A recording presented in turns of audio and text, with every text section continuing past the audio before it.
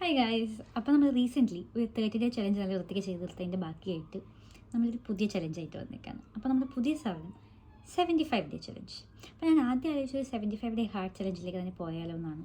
പക്ഷേ പിന്നെ എനിക്ക് തോന്നി 75 ഡേ ഹാർട്ട് ചലഞ്ച് ഭയങ്കര ടൂ മച്ച് ആയിരിക്കും.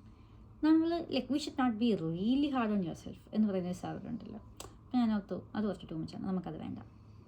പക്ഷെ എന്നാലും ഒരു 75 ഡേ ചലഞ്ച് തന്നെ പിടിക്കാൻ വേണ്ട. അപ്പോൾ നമ്മൾ നേരെ 75 ഡേ സോഫ്റ്റ്. ഓക്കെ, അപ്പോൾ 75 ഡേ ചലഞ്ച് എന്താണ് എന്നറിയാത്തവർക്കായിട്ട് നമ്മളൊരു ദിവസം 2 വട്ടം വർക്കൗട്ട് ചെയ്യണം. ഒരെണ്ണം ഇൻഡോറും ഒരെണ്ണം ഔട്ട്ഡോറും 45 മിനിറ്റ്സ് കമ്പൽസറി. പിന്നെ നമ്മൾ എല്ലാ ദിവസവും 1 ഗാലൻ വെള്ളം കുടിക്കണം, അതായത് 3.25 ലിറ്റർ വെള്ളത്തിനടുത്ത്. പിന്നെ നമ്മൾ പ്രോപ്പറായിട്ട് സ്ട്രിക്റ്റ് ഡയറ്റ് ഫോളോ ചെയ്യണം. പിന്നെ നമ്മൾ എല്ലാ ദിവസവും 10 പേജ് നോൺ ഫിക്ഷൻ ബുക്ക് ഏതെങ്കിലും ഒരെണ്ണം വായിക്കണം. കഥയിൽ നിന്ന് വെച്ചാൽ പക്ക നോൺ ഫിക്ഷൻ തന്നെ കമ്പൽസറി.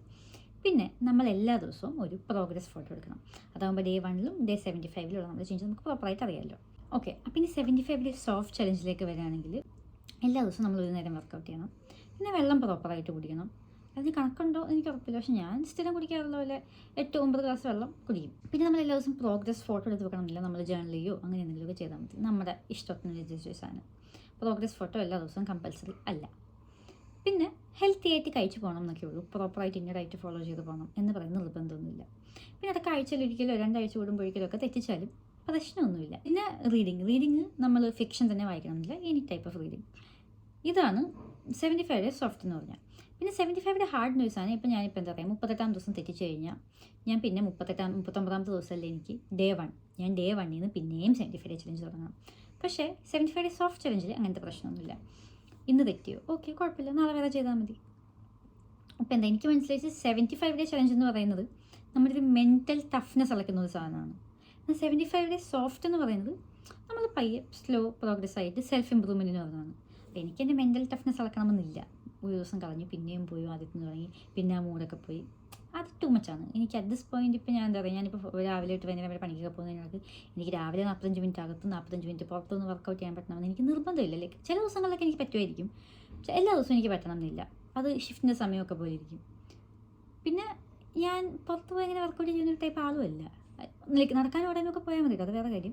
ബട്ട് എനിക്ക് വീട്ടിൽ പുറത്തിറങ്ങാൻ ഇഷ്ടമില്ല. അപ്പോൾ ഞാൻ ആലോചിച്ചപ്പോൾ എനിക്ക് കുറച്ചുകൂടെ ഫ്ലെക്സിബിളായിട്ട് പോവുക, ഒരു ദിവസം തെറ്റിയാലും പിന്നെ അതിൻ്റെ മെൻ്റൽ പ്രശ്നമൊന്നും വരാത്ത, എന്നാൽ സമാധാനമായിട്ട് ഓക്കെ ഞാൻ ഇന്നത് ചെയ്യുന്നുണ്ട് എന്നൊരു സമാധാനത്തിൽ ഞാൻ പോകുന്ന 75 ഡേ സോഫ്റ്റ് ചലഞ്ച് ആയിരിക്കും എനിക്ക് കുറച്ചുകൂടെ നല്ലത് എന്ന് എനിക്ക് തോന്നുന്നുണ്ട്. ആൻഡ് 30 ദിവസം ഞാനൊരു സാധനം ചെയ്തപ്പോഴേക്കും എനിക്ക് ആക്ച്വലി നല്ല വൃത്തിക്ക് റിസൾട്ട് കിട്ടി. ഞാൻ ആ റിസൾട്ട് ആക്ച്വലി വിസിബിൾ ഡിഫറൻസിൽ, ലൈക്ക് മെൻ്റലി ആണെങ്കിലും ഫിസിക്കലി ആണെങ്കിലും എനിക്ക് തോന്നുന്ന ഡിഫറൻസിൽ ഞാൻ ഭയങ്കര ഹാപ്പിയായിരുന്നു.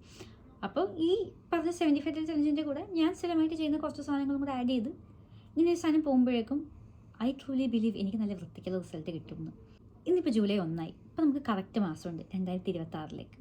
അപ്പോൾ എൻ്റെ ഒരു ഇതിൽ ഞാൻ ഇന്നിപ്പോൾ 75 ഡേ ചലഞ്ച് തുടങ്ങി, ഇത് കഴിയുമ്പോഴേക്കും ഇനി പുതിയ ചലഞ്ച് പിടിച്ച് അങ്ങനെ പോയി കഴിഞ്ഞാൽ by the end of the year I will be the best version of myself. And that's what I am looking forward to. ചെറിയ ഇമ്പ്രൂവ്മെൻറ്റ് മതിയല്ലോ. If you are actually ready to take that shot, that will take us somewhere for sure. അപ്പോൾ നമ്മൾ happy ആയിട്ട് 75 day soft. ഇത് ഇടയ്ക്കിടയ്ക്ക് weekly അപ്ഡേറ്റ്സോ 2 weekly കൂടുമ്പോഴുള്ള അപ്ഡേറ്റ്സോ എങ്ങനെയാണോ നല്ല video set ആവുന്നത് അതുപോലെ ഞാൻ അപ്ഡേറ്റ്സ് ആയിട്ട് വരുന്നതായിരിക്കും. അപ്പോൾ ബൈ.